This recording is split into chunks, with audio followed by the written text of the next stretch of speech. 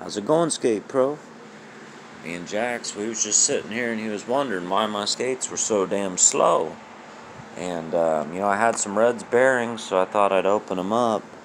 And going through these bearings, and like every one of them is damaged. See how it's all caved in and smashed? The light actually kind of helps it look smoothed out, but let's go ahead and take a look at some more of them. They are pretty darn messed up. That one's squashed real good. See how it's all dented in? I'm guessing it happened at the factory or something, but they were all messed up like that. It's really odd for all your bearings to be crushed.